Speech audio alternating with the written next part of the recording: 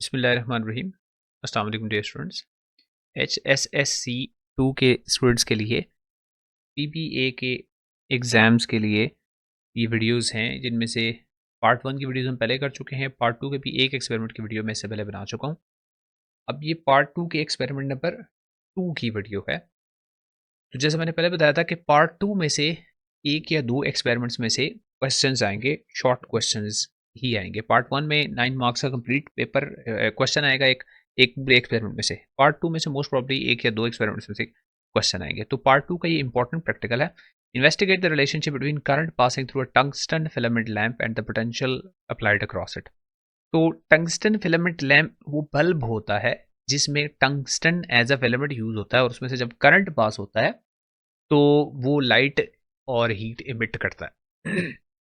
अब हमने प्रूव ये करना है कैरेक्टरिस्टिक इसके देखते हुए कि ये क्या ओमिक कंडक्टर है या नॉन ओमिक कंडक्टर है।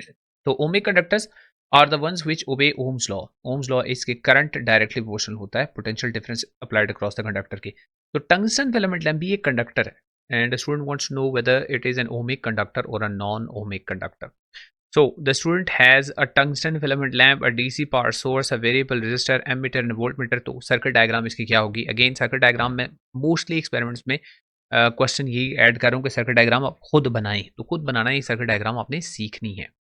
तो यहाँ पर देखिए एक बैटरी होगी और बैटरी के साथ आपने लगाना है स्विच।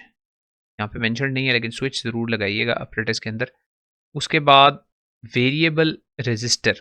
अब वो जो वेरिएबल रेजिस्टर है वो इसलिए ज़रूरी है कि बैटरी से जो वोल्टेज है वो तो फिक्स्ड वोल्टेज होगी। तो बैटरी की फिक्स्ड वोल्टेज को चेंज करने के लिए we need a variable resistor. तो एक दो इसके सिंबल्स हैं, रियोस्टाट का सिंबल बनाते हैं, ये वेरिएबल रेजिस्टर का ये भी एक सिंबल होता है, ये भी आप यूज़ कर सकते हैं।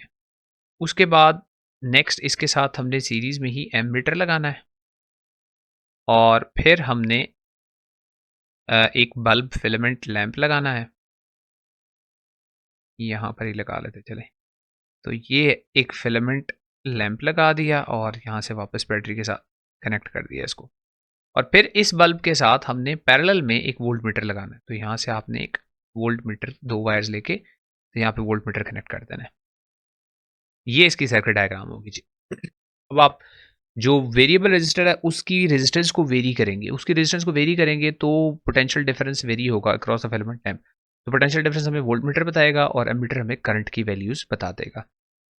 So the first question is, the student varies the resistance of the variable resistor and records the obtained values of current and voltage. I think resistance, current and voltage in the table below.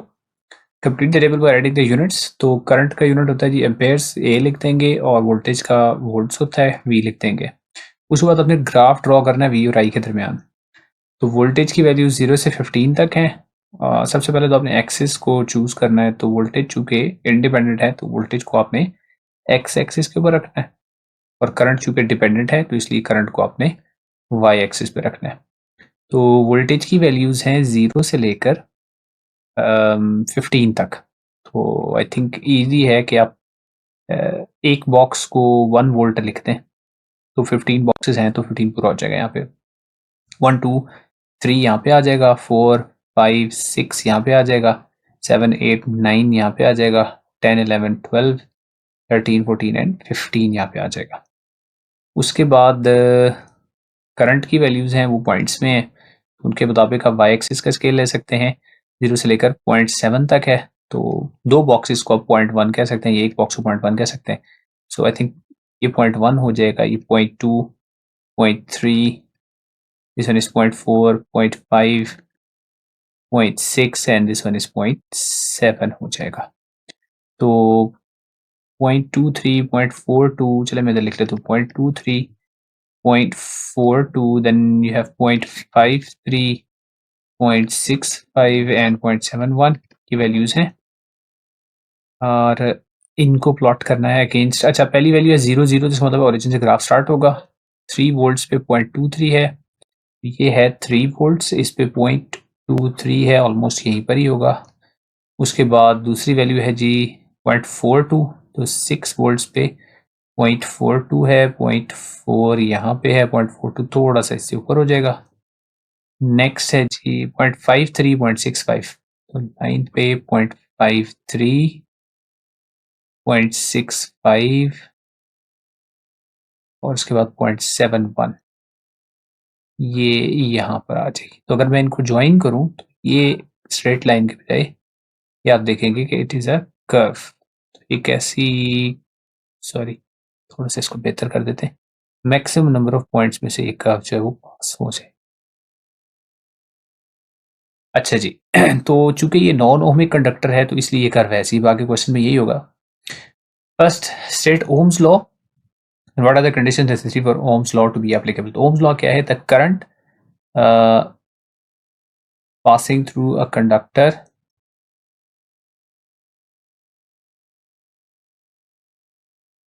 is directly proportional to the potential difference applied across it. Is directly proportional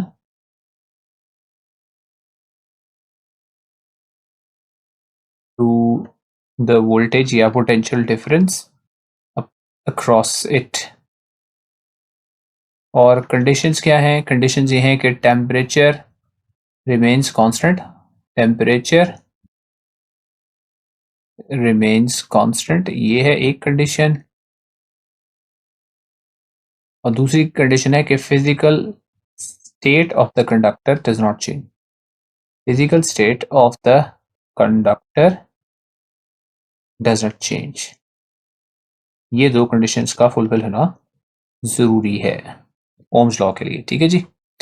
While looking at the shape of the graph, is the tungsten filament lamp an ohmic conductor or a non-ohmic conductor? जो ohmic conductor होगा उसमें current directly proportional होगा potential difference के, और अगर direct proportion होता है तो दो याद रख लें, दो बातें होती हैं ग्राफ के अंदर। अगर आपके पास दो वेरिएबल्स डायरेक्टली प्रोपोर्शनल है, ग्राफ बनाएंगे तो वो ग्राफ एक स्ट्रेट लाइन होगा, और दूसरी बात याद रखिएगा, passes from origin, passes through origin. अगर ऐसा हो तो वो दोनों वेरिएबल डायरेक्टली प्रोपोर्शनल होते हैं। ओम्स लॉ में करंट और डायरेक्टली प्रोपोर्शनल है वोल्टेज के, अगर स्ट्रेट लाइन और ओरिजिन से पास होने वाली लाइन हो तो ओरिजिन से तो पास हो रही है लेकिन स्ट्रेट लाइन नहीं है, तो आप लिखेंगे since it is a curve hence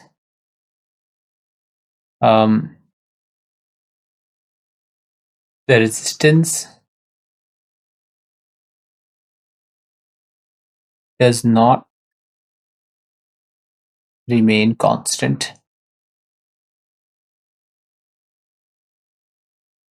So tungsten is a non-ohmic conductor.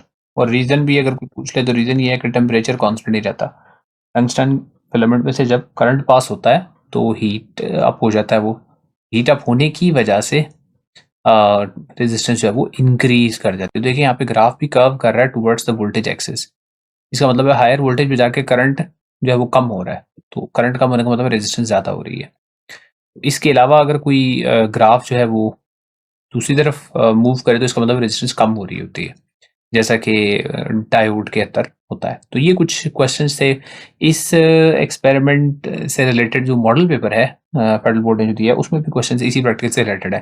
वैसे इस मॉडल पेपर का सोल्यूशन भी ये आपके सामने वीडियो आ रही है, इसमें मैंने सॉल्व कर दिया है, तो वहाँ पे आप इससे रिलेटेड क्वेश्चंस भी देख सकते हैं। तो see you in the next video then इंशाल्लाह।